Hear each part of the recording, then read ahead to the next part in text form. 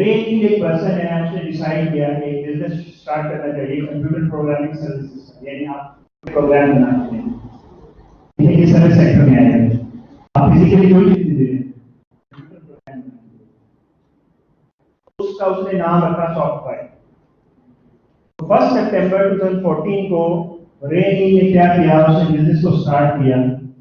उसने $15,000 का कैश डाला बिजनेस के अंदर। अब आपके सामने यहाँ पे अकाउंटिंग इक्वेशन मौजूद है, एसेट्स, लायबिलिटीज, ओनर इक्विटी। जब उसने कैश डाला है तो कहां कहां चेंज आएगा अकाउंटिंग इक्वेशन के अंदर?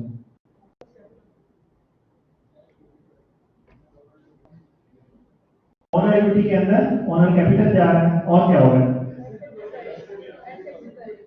एसेट में कौन सी चीज बढ़ी? कैश में प्लस हो जाएगा, ओनर कैपिटल के अंदर प्लस हो जाएगा।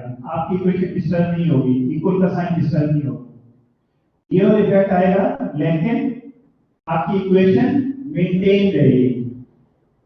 एक चीज इधर आ गई, एक इधर आ गई।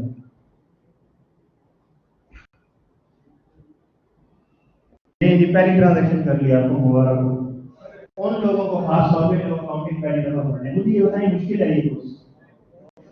टर्मिनोलॉजीज को अंडरस्टैंड करना जरूरी है, कॉन्सेप्ट्स को अंडरस्टैंड करना जरूरी है, और कुछ भी मुश्किल नहीं है इसमें। सर्दियाँ ज्यादा चीजें समझ आएंगी ना, आपको याद आएगा कि जब सर्दी लगी ये चीज मैंने पढ़ी थी,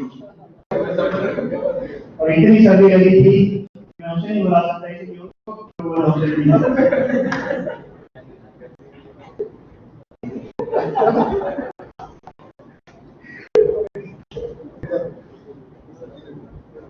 हाँ जी, दूसरी ट्रांजेक्शन क्या होगी? Purchase of equipment for cash.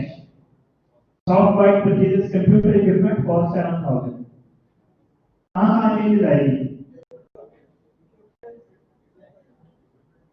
आपने कैश के लिए इक्विपमेंट दिया तो कैश कम हो जाएगा ना, कैश गया, बिजनेस से कैश गया, क्या आया? इक्विपमेंट आ गया। इक्विपमेंट क्या है? एसेट है। कैश क्या है? एसेट है। आपकी दोनों चीजें सिर्फ एसेट साइड के अंदर आ रही है, दोनों इफेक्ट, दोनों ड्यूअल इफेक्ट जो आपका इधर आ रहा है, तो आपका कैश रिड्यूस हो जाएगा और इक्विपमेंट जो है वो प्लस हो जाएगा। राइट? Is it clear? अगली ट्रांजेक्शन क्या क्लियर नहीं हुआ? कैश दिया और इक्विपमेंट दिया, इसमें क्या क्या क्लियर नहीं हुआ? आप समझे कि आप खुद गए, आपने कैश दिया, कैश कम हो गया ना, इक्विपमेंट आ गया आपके पास, आप बिजनेस है तो बिजनेस से कैश चला गया और बिजनेस के अंदर इक्विपमेंट आ गया, इक्विपमेंट प्लस हो गया, कैश माइनस हो गया, यही दिखा रहा है। साइन आपको बता रहा है क्या आ रहा है क्या जा रहा है। प्लस का साइन का मतलब है कि अंदर आ रहा है बिजनेस से, माइनस का साइन है कि बिजनेस से जा रहा है। ठीक है, इक्विपमेंट प्लस हो गया तो इक्विपमेंट आया बिजनेस के अंदर। इक्विपमेंट क्या है? एसेट है। देखिए एसेट के नीचे आ रही है ना, ये हमने चार एसेट्स देखे जी। हम ड्यूअल देख रहे हैं कि ड्यूअल उसका जो है इफेक्ट आ रहा है, यानी दोनों इफेक्ट एसेट के अंदर आ रहे हैं, एक एसेट डिक्रीज कर रहा है, एक एसेट इंक्रीज कर रहा है।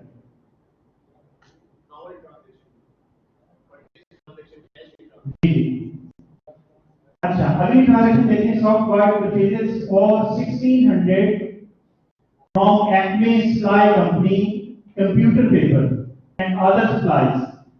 पेपर की सप्लाईज के अंदर आते हैं, जो पेपर्स को आप प्रिंटिंग के लिए यूज करते हैं उसके बाद वो यूज हो जाते हैं ना, खत्म हो जाते हैं। Expected to last several months, the purchase is made on account.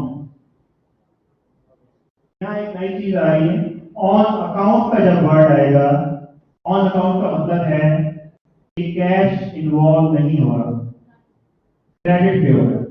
अगर आप कुछ परचेज कर रहे हैं ऑन अकाउंट के ऊपर, इसका मतलब है कि आप उधार पे परचेज कर रहे हैं, आपने पे बाद में करना है। समझ रहे हैं? ऑन अकाउंट का अगर लफ्ज आ जाए तो इसका मतलब है कि आपने इसकी पेमेंट बाद में करनी है। क्या परचेज कर रहे हैं?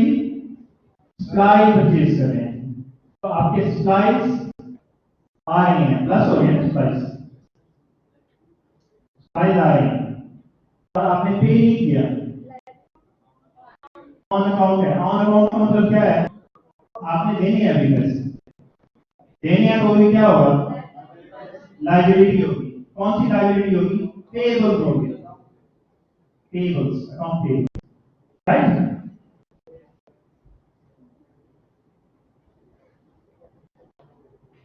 1600 से स्लाइस इंक्रीज हो गई, अगर आप इक्वेशन को देखें, इक्वेशन डिस्टर्ब की हुई है, और 1600 से आपके अकाउंट पेबल इंक्रीज हो गए, राइट। नेक्स्ट ट्रांजैक्शन देखते हैं,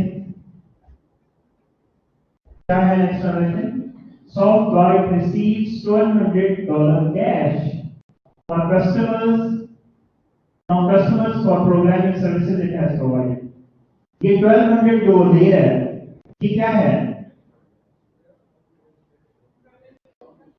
आप सर्विस दे रहे हैं ना, ये रेवेन्यू है। तो रेवेन्यू किसको किधर जाके इम्पैक्ट करता है, ऑनर इक्विटी को इंक्रीज करता है, उसका लेवल बढ़ा देता है।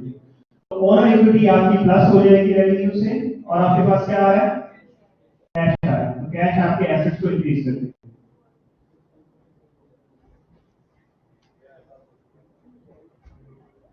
सही है, समझ आ गई।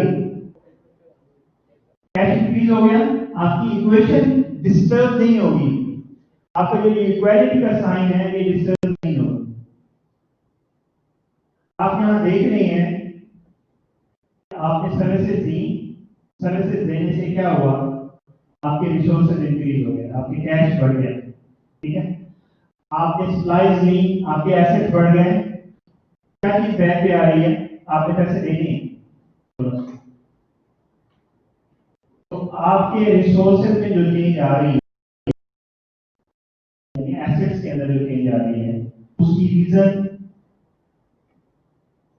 और इक्विटी भी हो सकती है, उसके बैक पे और इक्विटी भी हो सकती है, उसके बैक पे third party second assets, next transaction.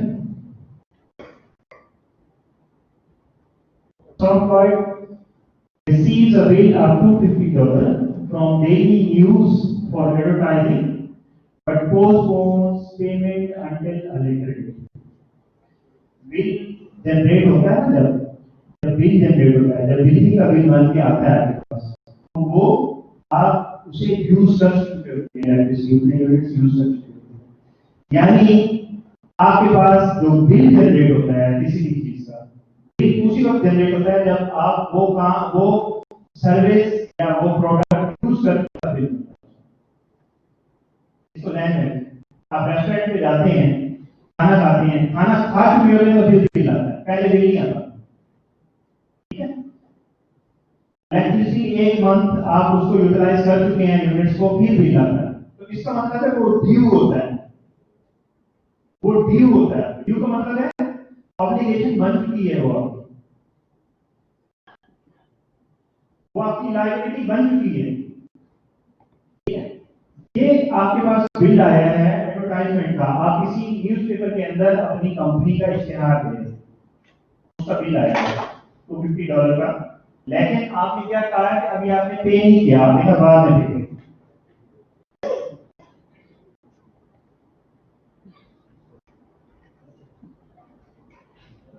कहाँ चेंजेस आएंगे बताएं,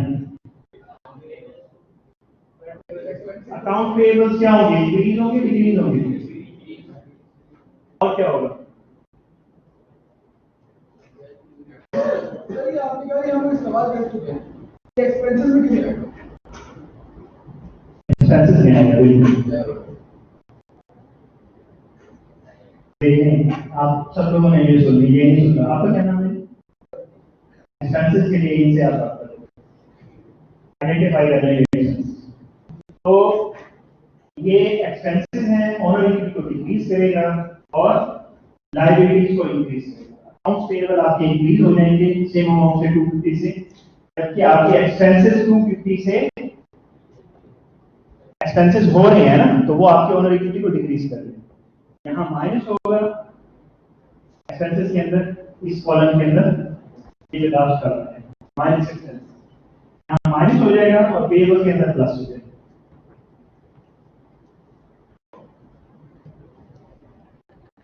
राइट जी। नेक्स्ट ट्रांजैक्शन देखें।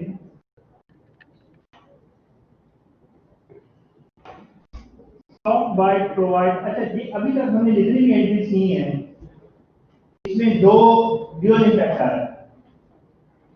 दो ट्रांजैक्शन जिसमें सिर्फ दो चीजें हों, मिनिमम दो होंगी, दो से कम तो नहीं हो सकती ना। इसको हम सिंपल एंट्री कहते हैं, सिंपल एंट्री, ठीक है। जिसमें दो से ज्यादा हो उसे हम कंपाउंड एंट्री। अभी ये आपकी जो एंट्री पहली आ रही है ये कंपाउंड एंट्री, ठीक है। इसमें दो से ज्यादा इफेक्ट हो। Software provides $3,500 of programming services for a complete customer. The company receives cash $15 from the customer and it bills the balance of $2,000.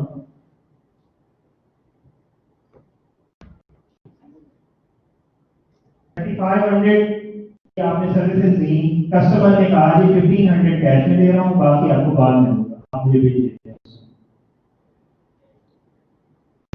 उधार कस्टमर ने कहा बाकी 2,000 आप बाद में दे दीजिएगा, 1,500 अभी आपको दे दूंगा। यस, अकाउंट रिसीवेबल कितने हो गए? 2,000। कैश कितना होगा? 1,500। सर्विसेज कितने की दे रहे हैं? ये क्या होगा? ये रेवेन्यू होगा। तीन चीजें, रेवेन्यू आपका शो होगा यहाँ ऑनरबिलिटी के अंदर, प्लस हो जाएगा 3,500। कैश आपका प्लस हो जाएगा कैश के अंदर, एसेट के अंदर प्लस 1,500 और रिसीवेबल्स के अंदर 2,000 प्लस हो जाएगा। तीन चीजें आ गई। लेकिन आप अकाउंटिंग इक्वेशन को अगर देखें तो वो डिस्टर्ब नहीं हुई है, वो होल्ड ही करेगी।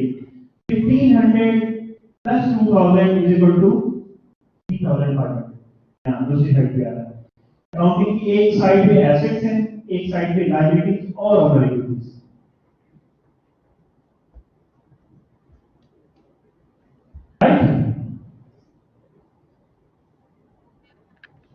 अगली transaction, Softbuy pays the following expenses in cash। यानी आप एक्सपेंसेस पे कर रहे हैं कैश। एक्सपेंसेस हैं तो इक्विटी को तो डिक्रीज करेंगे, ठीक है। और कैश में पे कर रहे हैं तो कैश को भी डिक्रीज करेंगे।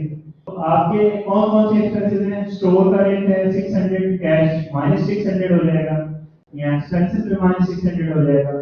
सैलरी ऑफ एम्प्लॉइज है, ये भी आप कैश में पे कर रहे हैं, -900 हो जाएगा। और इधर एक्सपेंसेस में भी -900 हो जाएगा। यूटिलिटीज जो आप पे कर रहे हैं 200 से, यहाँ -200 हो जाएगा और यहाँ पे भी -200 हो जाएगा, ठीक है।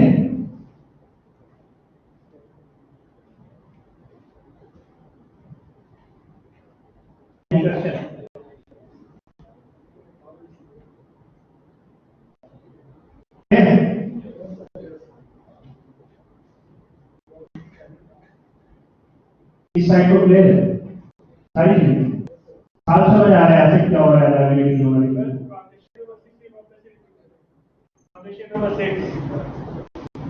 जी ट्रांजैक्शन नंबर 6 में था, हमने 3,500 की सर्विसेज दी जिसमें 1,500 कैश मिल गया था, 2,000 हमें लेटर स्टेज मिला था, लेटर डेट मिला था। इसकी स्लाइड्स आपको मिल जाएंगी ब्लैक बोर्ड पे। हाँ जी, Softbuy pays its 250 daily use bill in cash। कब मिला था ये बिल कब मिला था आपको? Transaction number 5,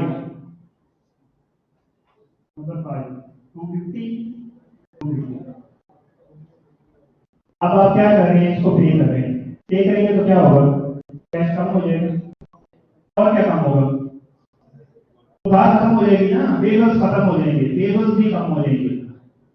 cash will reduce, payables will reduce. आपके अकाउंट पेबल 250 से रिड्यूस हो जाएंगे, आपका कैश भी 250 से रिड्यूस हो जाएगा।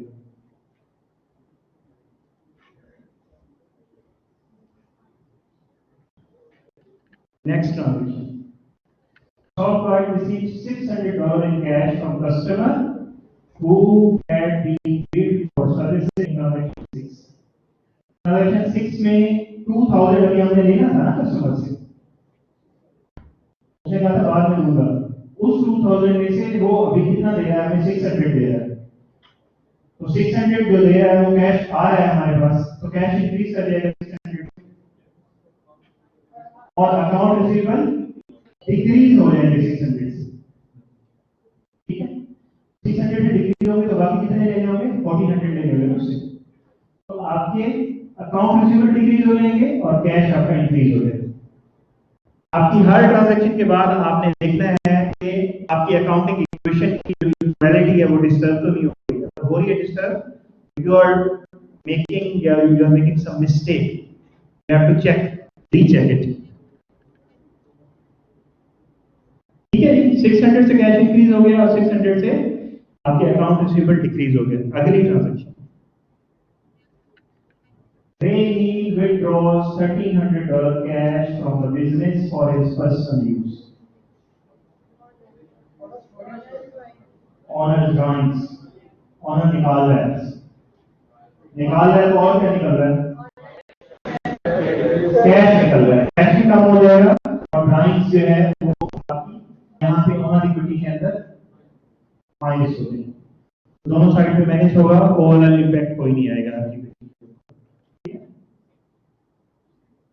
अब अगर आप इसको टोटल करें, सारी चीजों को टोटल करें, सारे कॉलम्स को टोटल करें, तो ओवरऑल आपकी अकाउंटिंग इक्वेशन फिर भी बैलेंस में नहीं होगी, और इसी को इक्वेशन कहते हैं, दोनों साइड बैलेंस करें।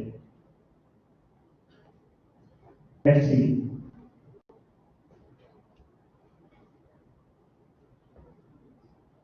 इस सबको टोटल किया 18,050 बनेगा, इधर टोटल करेंगे 18,050।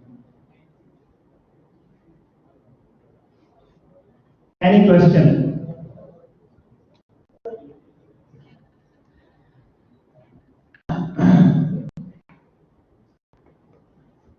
Any question? Ji,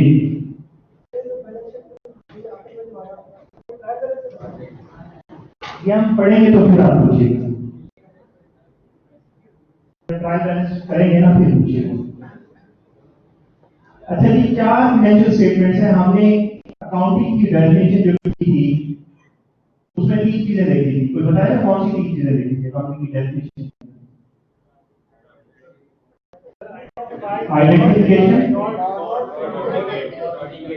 identification of economic event, recording of economic event and communication of statements, जो उसकी बेस पे होता है, तो जो आप कम्युनिकेट करते हैं वो आप ये करते हैं। फाइनेंशियल अकाउंटिंग के अंदर हम 4 स्टेटमेंट्स बनाते हैं और ये उनकी सीक्वेंस ऐसे ही बनता है। सबसे पहले इनकम स्टेटमेंट, इनकम स्टेटमेंट में आप क्या देखते हैं, रेवेन्यूज कितने पैसे आए माइनस एक्सपेंसेस कितने आपने दिए, उन रेवेन्यूज को जनरेट करने के लिए आपने कितना दिया, revenues minus expenses is equal to income, R is equal to profit. अगर आपके रेवेन्यूज एक्सपेंसेस से बढ़ जाएंगे तो प्रॉफिट होगा, अगर आपके रेवेन्यूज शॉर्ट पड़ जाएंगे, एक्सपेंसेस ज्यादा हो गए, तो आपको लॉस होगा। दो चीजें हैं इनकम स्टेटमेंट के अंदर, रेवेन्यूज हैं और एक्सपेंसेस। दोनों चीजों को हमने कहां पे देखा था, अकाउंटिंग इक्वेशन में।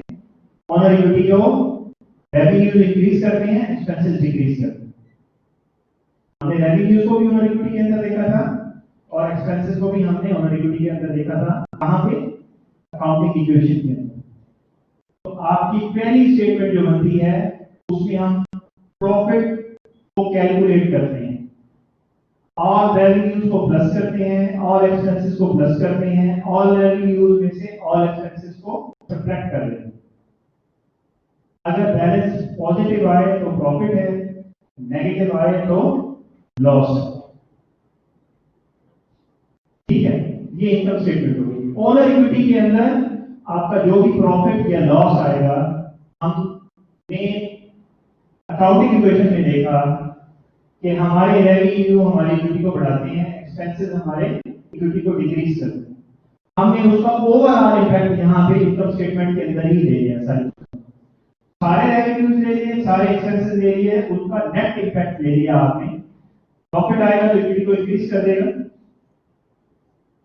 प्रॉफिट आएगा तो इक्विटी को इंक्रीज कर देगा, लॉस आएगा तो इक्विटी को डिक्रीज कर देगा, लॉस आएगा तो इक्विटी को डिक्रीज कर देगा। अब ओनर इक्विटी की जो स्टेटमेंट बनेगी उसके अंदर क्या आएगा? हमने ओनर इक्विटी के अंदर कौन सी चीजें पढ़ी थी? नया कैपिटल डालेंगे, नई इन्वेस्टमेंट करेंगे, इक्विटी इंक्रीज होगी, टाइम करेंगे, इक्विटी डिक्रीज होगी। तो स्टार्ट कहां से करेंगे? ओनर इक्विटी में करेंगे initial investment, any additional investment plus profit या माइनस लॉस। अगर प्रॉफिट होगा या लॉस होगा एक चीज होगी ना, दोनों नहीं होगी। Plus profit minus loss minus आपके अगर ड्राइंग है तो आपके पास सिचुएशन आ जाएगी कि आपकी ओनर इक्विटी कितनी। अब आपको अपनी ओनर इक्विटी का पता चल गया तो आप बैलेंस शीट के अंदर आप देख सकते हैं कि आपके पास कितने एसेट्स हैं टोटल। आपकी जो बैलेंस शीट है ये बेसिकली आपको एसेट्स, लायबिलिटीज और ओनर इक्विटी ही बता रही है। लेकिन जो चीज ऑपरेशंस के साथ जिसमें फर्क ज्यादा पड़ता है वो वही है आपके ऑपरेशंस जब होते हैं तो आप प्रॉफिट के लिए कर रहे हैं ना काम, ऑपरेट करते हैं तो प्रॉफिट होता है, प्रॉफिट होता है या लॉस। प्रॉफिट या लॉस किस चीज को जाके डिस्टर्ब करता है, किसको हिट करता है? इक्विटी को हिट करता है। इक्विटी या तो इंक्रीज कर जाती है या डिक्रीज कर जाती है। तो इक्विटी कहां रिपोर्ट होगी? इक्विटी आपकी बैलेंस शीट में रिपोर्ट होगी, तीसरी स्टेटमेंट है। और एक आपकी स्टेटमेंट बनती है स्टेटमेंट ऑफ कैश फ्लो, जिसमें आप खास तौर पे देखते हैं कि कैश, क्योंकि हम जब अकाउंटिंग ट्रांजैक्शंस कर रहे हैं तो बहुत सारी ट्रांजैक्शन अभी हमने देखी थी यहाँ पे अकाउंटिंग इक्वेशन की भी, जिसमें कैश नहीं इन्वॉल्व था। बाद में देंगे कैश, कैश बाद में देंगे, एक्सपेंस हो गया ओके बाद में देंगे, सर्विसेज देंगे ओके जी पैसे बाद में मिलेंगे, कैश इन्वॉल्व नहीं है। लेकिन कैश फ्लो स्टेटमेंट के अंदर हम सिर्फ कैश को देखेंगे, बिल्कुल एंड में आएंगे ये स्टेटमेंट। तो ये आपकी पूरी अकाउंटिंग है, फाइनेंशियल अकाउंटिंग, पूरी फाइनेंशियल अकाउंटिंग की है। मैंने आपको समराइज किया है सिंपल वर्ड में। इसके अंदर बहुत सारी चीजें आएंगी लेकिन कॉन्सेप्ट यही रहेगा, कॉन्सेप्ट यही रहेगा, कॉन्सेप्ट से बाहर नहीं निकलेंगे हम। अगर आप कॉन्सेप्ट को अंडरस्टैंड करके आप एनालिसिस कर लेते हैं सही तरह से, कोई मुश्किल नहीं है। अकाउंटिंग बहुत इजी है। जो अकाउंटिंग के लोग हैं वो तो ऑलरेडी एक्सेल कर ही रहे होंगे अकाउंटिंग के अंदर, लेकिन जो अकाउंटिंग के नहीं भी हैं वो भी एक्सेल कर सकते हैं। They can do very good in accounting.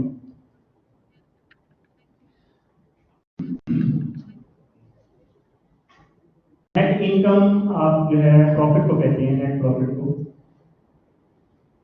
इस क्वेश्चन का देंगे जवाब, क्वेश्चन आ गया।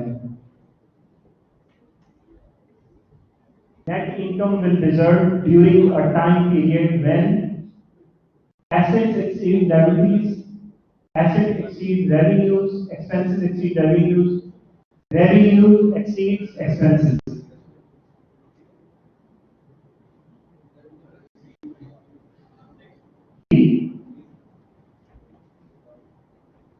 आपको समझ आ रही है? समझ आ रही है? बेस बात आपको तो आ रही है, आपको आ रही है नहीं? आ रही है? समझ आ रही है? श्योर? Are you sure? समझ आ रही है? जब इनकम की बात करेंगे तो रेवेन्यू और एक्सपेंसेस की बात करेंगे, एसेट्स और इनकम की बात नहीं होगी। जब रेवेन्यू आपके बढ़ जाते हैं एक्सपेंसेस से तो तब आप नेट इनकम होती है। ये सही आंसर है इसका।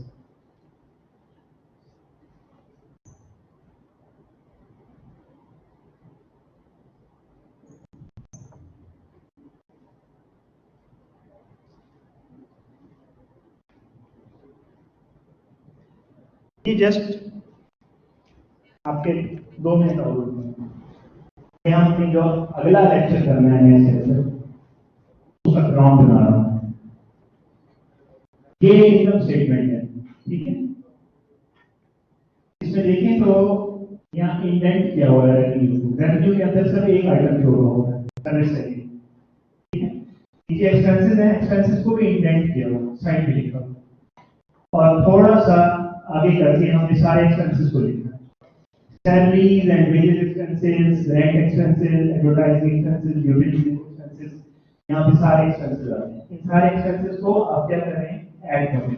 900 प्लस 600 प्लस 250 प्लस 200, ये सब टोटल हो गया, क्या हो गया, 1950 आ गया। हमने अभी कहा था कि रेवेन्यू जब एक्सीड करेंगे एक्सपेंसेस से तो हमारे पास क्या होगा, इनकम आएगी, नेट इनकम।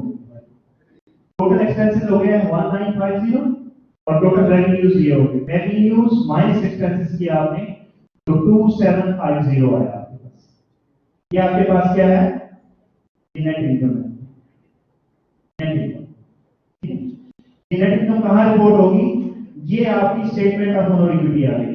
अभी हमने 4 स्टेटमेंट लिखी थी, इसमें आपकी ओनर का कैपिटल एक्चुअल क्या है, अभी यहाँ पे 0 रिपोर्ट हो रहा है, ठीक है।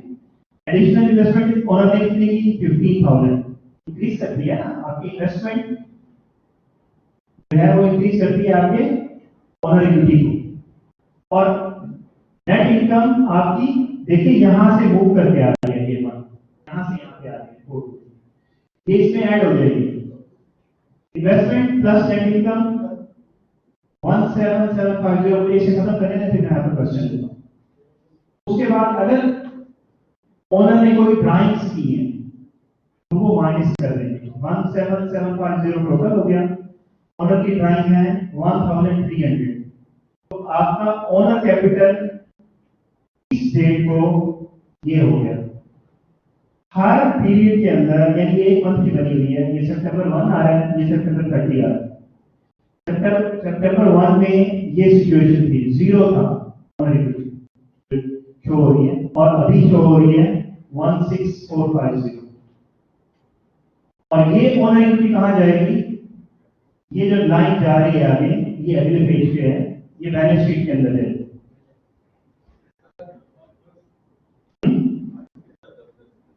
हाँ बस ये नेक्स्ट का बता रहा हूँ, पता है आपका पे है। देखिए ये एसेट आ गए, एसेट्स आपके सारे एसेट्स आपने राइट डाउन कर दिए, cash, account receivables, supplies, equipment, सबको टोटल किया तो ये टोटल एसेट्स आ गए। तो बेसिकली क्या है, एसेट्स और दूसरी साइड पे क्या है, लायबिलिटीज एंड ओनर इक्विटी। ये आपके अकाउंटिंग इक्वेशन है बैलेंस शीट के अंदर। आपकी लायबिलिटीज के अंदर आपने सारी लायबिलिटीज को लिखा है, यहाँ पे देखिए लायबिलिटी शो हो रही है, अकाउंट पेबल 1600 और ये आपकी जो अमाउंट्स 16450 है, ये कहां से आ रही है, मैं लिंक बता रहा हूं आपको, स्टेटमेंट्स के अंदर लिंक्स कहां से आ रहे हैं, ये यहां से आ रही है 16450, ठीक है ना, 16450 ये आपकी यहां से ओनर इक्विटी आपकी यहां से 16450 यहां से यहां आ रही है, ठीक है। ये इस फिगर के अंदर ये जो लोअर हाफ है, ये जो लोअर हाफ है ये दोबारा शो किया गया है, अगली स्लाइड के ऊपर ये लोअर हाफ ऊपर शो हो रहा है, ठीक है। और ये अमाउंट आपकी रिपोर्ट हो रही है यहां पे, ठीक है। हम यहां पे रुक रहे हैं और आप पूछें कुछ और पूछना है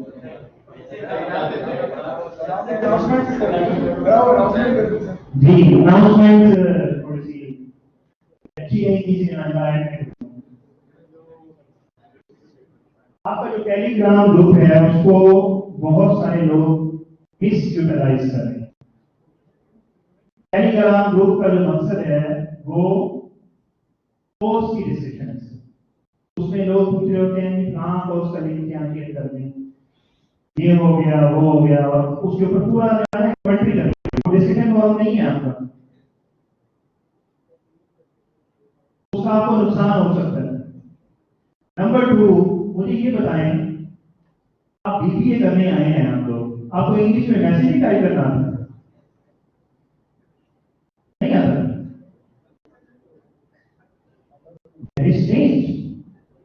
मैं आपसे उर्दू में बात कर रहा हूं, इसी तरफ ये रीजन है कि आपको समझ आ जाए।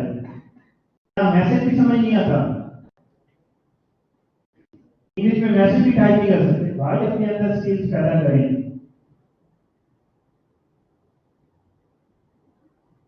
मैं अब क्या बोलूं इसके ऊपर? आपने एक तो इररिलेवेंट कोई डिस्कशन नहीं करनी टेलीग्राम ग्रुप के ऊपर, ठीक है? जो कोर्स का आपका टेलीग्राम ग्रुप बना है उससे कोर्स से रिलेटेड आपने बात करनी। नंबर 2, आपकी फेस टू फेस क्लास होती है, आपकी ऑनलाइन क्लास होती है, whatever will happen will accordingly will be intimated to you। अगर किसी को कोई इंफॉर्मेशन नहीं आई, वो फोन से बैठे ना, 10% एक बंदा पूछ रहा होता है।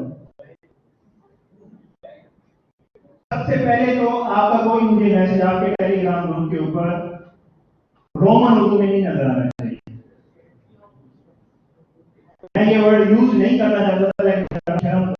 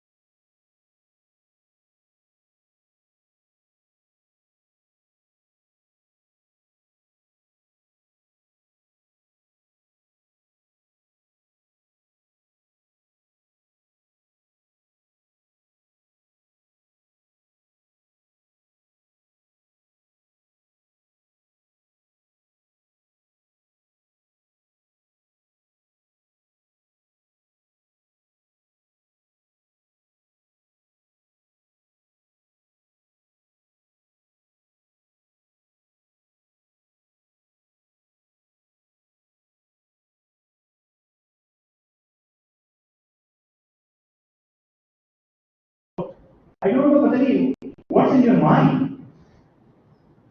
Is it a joke? Really? Is your study is like a joke?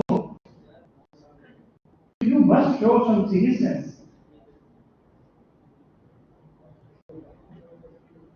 इस चीज को थोड़ा सा refrain yourself from these activities. This is really not good for your professional. You have to join the market afterward.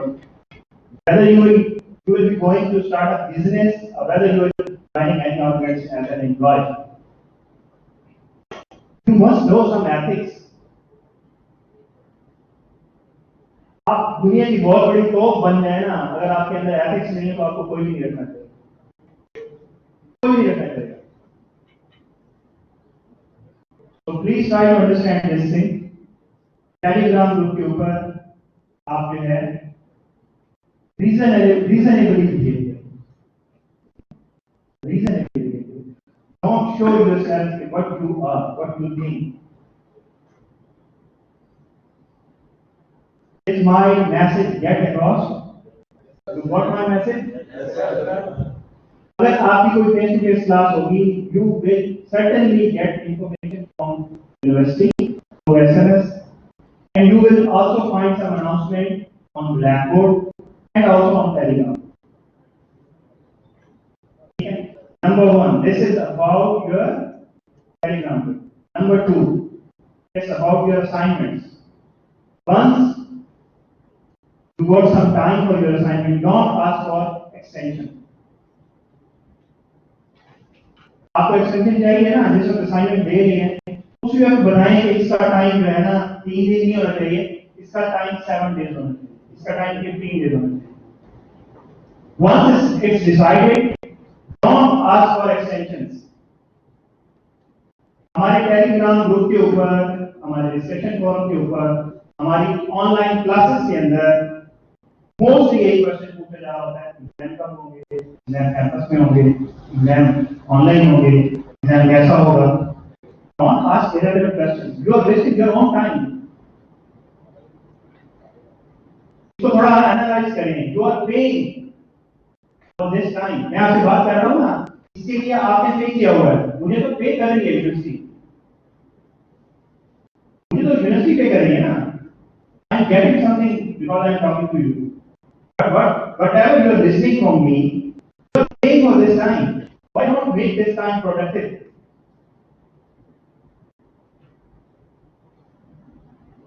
तो assignment और quizzes की extension के बारे में कोई बात नहीं करेगा, एटलीस्ट फ्रॉम मेन कैंपस कोई बात करेगा। आप ग्रुप के ऊपर कोई भी ऐसी वैसी हरकत करेंगे, कोई मैसेज डालेंगे, आपके वो मैसेजेस मैनेजमेंट एडमिनिस्ट्रेशन की तरफ जा रहे हैं। ऐसा नहीं है कि नहीं जा रहे, मैं यहाँ आपको बता रहा हूँ एक्चुअल सिचुएशन का। Make your presence in the discussion forum, Telegram group, and also attend your online classes. If for any reason you can attend the online classes, you can find the recordings here. Time दें, अपनी studies को time दें। कुछ भी मुश्किल नहीं होता। ये जो नॉर्मली रीत है ना, ये सब्जेक्ट मुश्किल है, ये सब्जेक्ट जो है आसान, ऐसा कुछ नहीं होता। ये हमारा एप्टीट्यूड है, हमारा एप्टीट्यूड है। Whenever we will invest time, we can make anything simple, anything, you name it. दुनिया के अंदर जितनी भी डेवलपमेंट हो रही है, या जितनी भी साइंटिफिक डेवलपमेंट हो रही है, जितनी भी इनोवेशन हो रही है, वो क्या बिना इंसान नहीं करते। आप जैसे मेरे जैसे इंसान ही होते हैं ना, और ग्रुप तो नहीं होती ना। इसका मतलब you can do it. The problem is here, problem is here. You must understand कि आपका प्रॉब्लम यहाँ पे है, आपका अपना इंटरनल प्रॉब्लम, एक्सटर्नल नहीं। आजकल का दौर को you can find each and everything even on the web. Basically, the philosophy behind this online classes, though these online classes were arranged due to pandemic situation to save your time, almost all the universities are doing online education. So, आपका time save करने के लिए, but the philosophy is आप read करके आए, आप पढ़ के आए, आप question बना के आए, but nobody gets this except very few. नहीं, आपके क्लास है, हम उसको 50 की क्लास है, बाकी कैंपसेस की मिला के ऑनलाइन भी क्लास है हमारी 250 की। 250 में शायद 2 लोग होंगे जो क्वेश्चन बनाते हैं, 4 लोग ऐसे हैं। मैं ये थोड़ा सा मनोमाजन दे रहा हूँ, पढ़ के आए, टाइम दें, टाइम इन्वेस्ट करें, आपको ऐसा अच्छा ये सब्जेक्ट आ जाएगा। या I am not talking about financial accounting, any subject, at least I can guarantee whatever you will ask about your course, I will try my best to satisfy you. आपका जो आपकी जो क्यूरियोसिटी है उसको satisfy करने की पूरी कोशिश करूंगा। Because we are teaching in teams, तो normally हर कोर्स में एक से ज़्यादा सेक्टर्स हैं जो बता रहे हैं। बट आई एम प्लानिंग कि आपकी जो फाइनेंशियल अकाउंटिंग की जो क्लास है, इसका जो फर्स्ट हाफ है वो मैं नहीं करूँ। आपकी पिछली क्लास मैंने नहीं ली थी, और ये पिछली क्लास का मटेरियल है। बेसिकली मैंने जो स्लाइड आपको अभी यहाँ पढ़ाने के लिए बनाई थी, वो मैंने ऊपर भी ली थी, इससे आगे का काम। You are already behind, ठीक है? But because ये बहुत नेसेसरी था लेवल को इक्वल करने के लिए, 2 और लेक्चर चाहिए, उसके बाद ये और ये यहाँ अलग बैठे हैं, अलग बैठने की जरूरत नहीं है। You will see ये ऐसे क्वेश्चन करेंगे जो आप सोच भी नहीं रहे, ठीक है? आप जो क्वेश्चन करेंगे ये अंडरस्टैंड कर रहे हैं। I need only 3 lectures, उसके बाद इक्वल हो जाएगा। चाहे आप बीकॉम करके आए हो, चाहे आप आईकॉम करके आए हो, चाहे आपने अकाउंटिंग किसी भी लेवल पे करी, आप इक्वल हो जाए।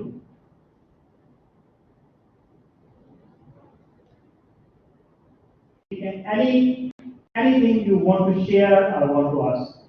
Any commentary from you, sir?